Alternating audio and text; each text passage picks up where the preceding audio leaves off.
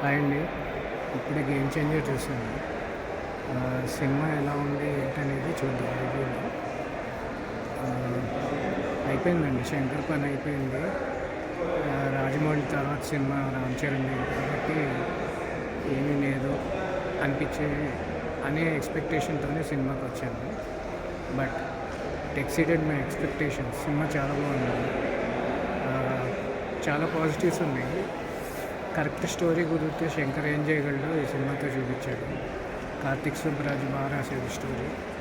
Next వచ్చేసి big highlight వచ్చేసి music background Thaman చాలా బాగా చేశాడు. 2 సాంగ్స్ అయితే విజువల్ వండర్స్.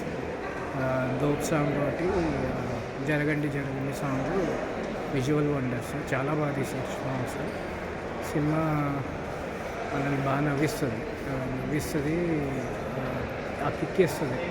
ఏదైతే మనం ఒకే ఒక్కటి సినిమా చూసినప్పుడు ఆ మొమెంట్స్ ఉన్నాయో అది సినిమా మొత్తం ఉంటుంది. Right from the first frame, first scene.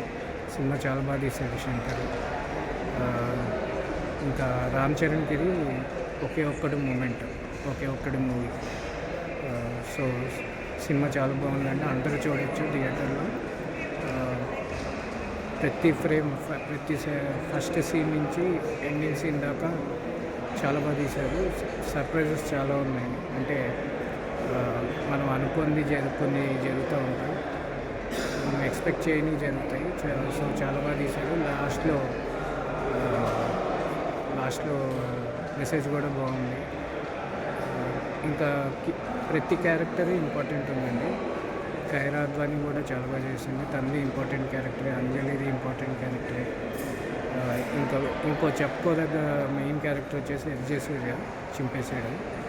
Ram Charan కూడా సెకండ్ హాఫ్లో స్టామరింగ్ నత్తితో మాట్లాడే సీన్స్ అన్నీ చాలా బాగా చేశాడు. చాలా బాగుంది సినిమా. అందరూ చూడండి.